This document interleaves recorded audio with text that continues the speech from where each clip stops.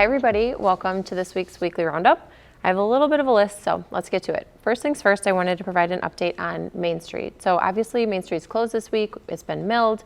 Tomorrow, which is Saturday, is when the paver is coming to town to do the paving. So they're anticipating that they should be done like early afternoon, and then the pavement marker will come back next week. So tomorrow, Saturday, is when it will be paved, and then we'll pull the detour, and then the pavement marking will happen next week. On East Main Street, so over by the middle school, we've completed the retaining wall, and now we will have the concrete pours of the sidewalk. So that should be coming in the next couple of weeks. And then on South Church Street, so kind of over by Shopko, we had some heaves in the concrete over the summer, and those have been being repaired this week. We should have those completed today, which is Friday, so that should be opened up.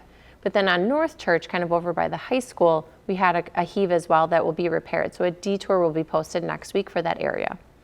And then if you've been coming into City Hall at all, our lots have been getting some reconstruction done. We should have those paved in the next couple of weeks.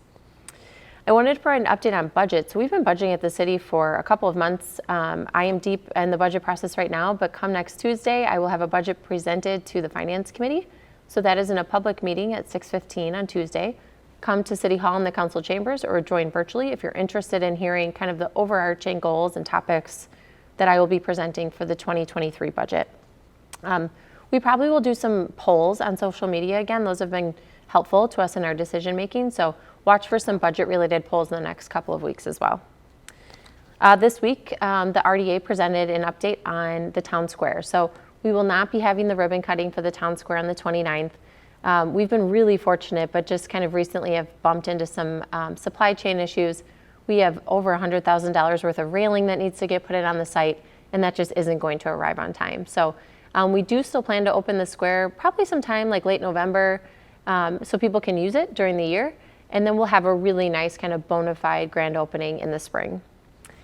There's also been a lot of question around the River House on the Rock development. So this is the multifamily apartment complex that's being built to the south of the square.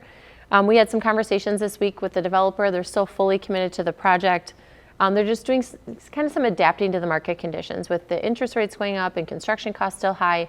They want to make sure that the project is still affordable rent-wise for our residents and our potential residents. So we do expect that we should see some progress yet this winter on that site. The PD has a new phone tree system. So if you call the non-emergency number, you will now go through a phone tree of prompts. So please help us out by listening to those prompts. We're just working to free up some of our phone lines that get tied up. So wanted to share that that is new. And then the Rock River Coalition is doing a conference called the Confluence. This is on October 15th. So if you are interested in learning about the Rock River Basin and its supporting ecosystem, I would encourage you to check out their event on Facebook. We shared it on our page and consider attending.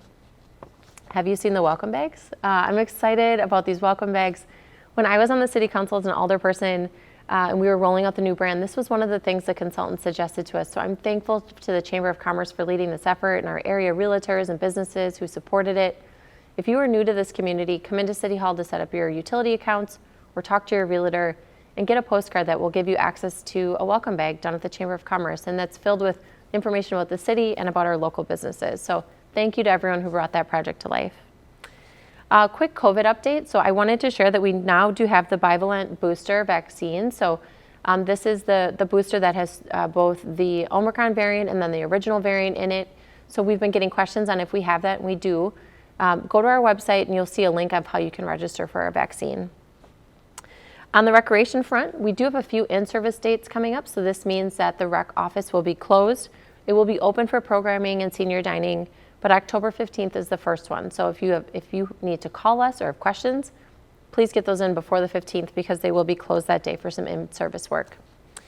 On the offering side, we are offering ballroom dance class, which I think is pretty cool. So this is for singles or doubles, learning things like the waltz and the foxtrot. I don't know those at all. I only see them on TV, but it sounds like an interesting and kind of fun and unique opportunity. We do have the indoor pool open right now for lap swim and open swim. And my family does this when it's gets kind of cold and icky outside. It's a nice opportunity for some indoor activities. So check out our Facebook page for that schedule. And then adult volleyball leagues are registering right now, as is the fall painting class that we're offering. On the library, they are doing an adult coloring contest, and they have an author visit, And then they're also doing a movie and costume party for adults. So registration's required for that last event. It's already happening next week, so hurry up and get registered for that. For teens, they're doing pizza, popcorn, and a movie next week, and then some beginner costume classes. And then our children's area has a ton of activities, library, kids club, reading with Rover. There's a lot going on in there. So if you're looking for something to do, check out what the library has to offer. On the job front, we are hiring for some really fun and unique positions in the city right now. So our IT coordinator, our strategic initiative and development coordinator, and our zoning administrator. We are also offering or have an opening for our aquatics and recreation manager. So if you've been looking to get in on kind of the programming and organizing, now is a great opportunity to join the city. We're also hiring for firefighter paramedics and police officers and some seasonal part-time help as well. So information on all of those is on the city website. There is a lot happening this weekend and this month here in the city.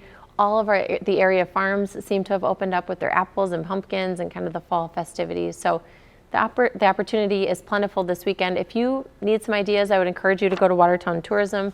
They have a really nice list of all the events happening in October. So that's all that I have. See you back next week.